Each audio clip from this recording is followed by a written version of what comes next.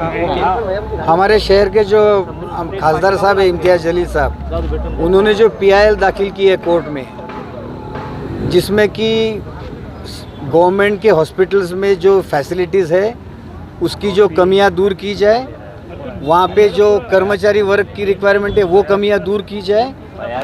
उसमें आज कोर्ट में जब हियरिंग हुई तो कोर्ट ने कहा कि औरंगाबाद के हॉस्पिटल को आप दोनों, मैं जो सरकारी वकील बोल के अपियर हो रहा हूँ और हमारे खासदार साहब, दोनों को जाके विज़िट करने को बोला है।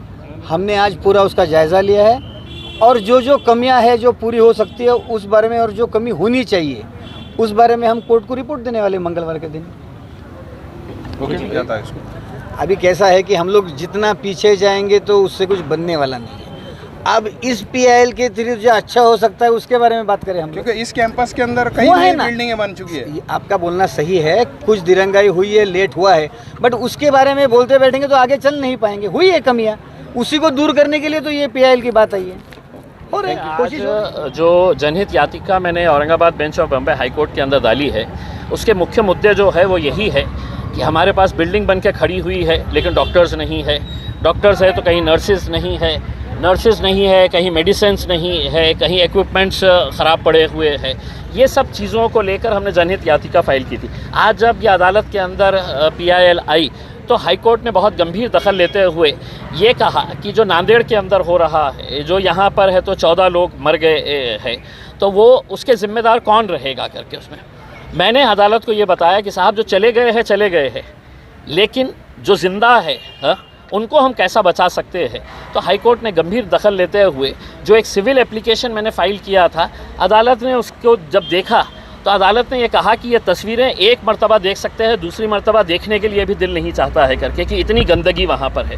तो हाई कोर्ट ने ये कहा कि डीन को बुलाया जाए। डीन को वहाँ पर हाई कोर्ट के अंदर बुलाया गया और फिर डीन के सामने अदालत ने ये आदेश दिया कि पेटिशनर यानी कि मैं खुद और जो सरकारी वकील है AGP है सुजीत कारलेकर साहब, ये दोनों ने वहाँ पे जाके विज़िट करना और विज़िट करके वहाँ पर देखना कि वहाँ की स्थिति क्या है। और 10 तारीख के दिन, 10 अक्टूबर के दिन दोबारा इसकी डेट दी गई है। उस दिन है तो हम अपनी रिपोर्ट अदालत के सामने पेश करेंगे। ये वडेट्टीवार ने भी यहाँ पर जायज़ा लिया घाटी में, तो उन्होंने यह आरोप लगाया है कि कमीशन खोरी की वजह से जो है दवाई खरीदने में डिले हो रहा है। क्या सही है? देखिए, मैं तो ये मानकर चलता हूँ कि महाराष्ट्र के जितने भी सरकारी अस्पतालों के अंदर जो मेडिसिन सप्लाई की अगर इंक्वायरी की जाए तो कई करोड़ रुपए का घोटाला निकल सकता है। वरना आप मुझे ये बताइएगा, आइए मोहसिन भाई, वरना आप मुझे ये बताइएगा कि इतने सारे मेडिकल स्टोर्स यहाँ पर बिज़नेस कहाँ से आ रहा है? बिज़नेस यहीं से आ रहा है। यही पेशेंटों को कहा जा रहा है कि तुम बाहर मेडिकल स्टोर है वहाँ से जाके दवाइयाँ लेके आओ करके। यहाँ पे कौन आते हैं? यहाँ पे जो सबसे गरीब लोग हैं वो गरीब लोग यहाँ पर आते हैं, और उनको अगर आप कहेंगे कि जाकर है तो बाहर से लेके आओ दवाई, तो वो गरीब आदमी कहाँ से लेके आएगा? अगर उसको यही सब करना है तो वो प्राइवेट हॉस्पिटल के अंदर जाएगा। आज हमारे पास सुपर स्पेशलिटी की बिल्डिंग 150 करोड़ रुपये खर्च करके बनाई गई है। 30 करोड़ रुपये के तो एक से एक मशीनरी है वहाँ पे ऑपरेशन करने के लिए, लेकिन आज हम एंजियोप्लास्टी वहाँ पे नहीं कर सक रहे। क्यों? वहाँ पे 3 नर्सेज नहीं है। 3 नर्सेज वहाँ पे दे दिए उस डिपार्टमेंट के लिए, तो कल से है तो हम एक एंजियोप्लास्टी के लिए कितना खर्च आता है? 1 लाख, 1.5 लाख, 2 लाख रुपये खर्च आता है। तो गरीब आदमी बेयर कर सकता है? उस अस्पताल को तो प्राइवेट करने की कोशिश चल रही है। देखिए, हमारा उसको विरोध है। हम पूरी ताकत लगाएंगे उसका विरोध करने के लिए, क्योंकि ये जितने भी प्राइवेटाइज़ करने के जो खेल खेले जाते हैं, ये हमारे शहर में इसलिए खेले जाते हैं कि दुर्भाग्यवश कि हमारे शहर के जितने भी नेता हैं ये सब है तो उसके अंदर हिस्सेदार हो जाते हैं।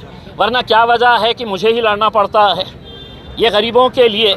क्यों कोई आमदार अलग अलग पार्टी का, कोई खासदार जो है, 2-2 मंत्री है, क्यों ये स्टैंड नहीं लेते हैं कि हम हमारे शहर के सुपर स्पेशलिटी हॉस्पिटल को किसी प्राइवेट ठेकेदार के हाथ में नहीं देंगे?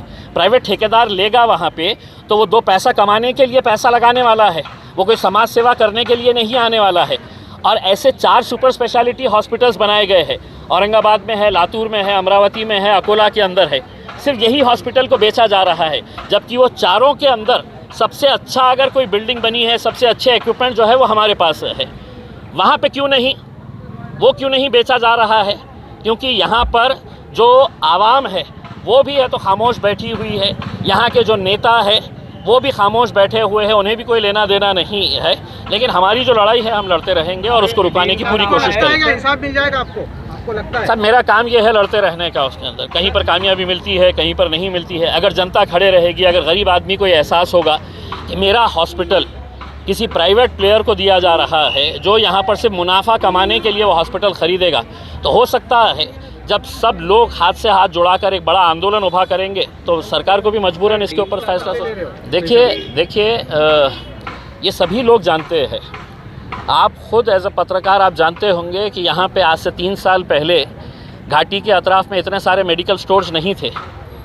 आज ऐसे ऐसे लोगों के मेडिकल स्टोर्स है वहाँ पर जिनका भाई, जिनका भतीजा, जिनका बेटा यहाँ पर कर्मचारी है, यहाँ पे काम कर रहे हैं, वो लोग वहाँ पे मेडिकल स्टोर खोल रहे हैं उसमें।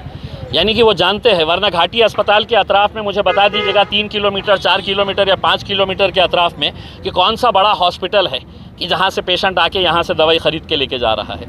सारी जो धंधा चल रहा है वो यहाँ के वार्ड से चल रहा है। और हमने साफ कहा है, आज भी मैंने साफ कहा हो कि अगर दोबारा कहीं किसी की चिट्ठी मिली तो आप समझ लेना कि अदालत के अंदर वो चिट्ठियाँ दिखाई जाएगी कि देखिएगा ये कारोबार अभी भी चालू है करके उसमें। Thank you.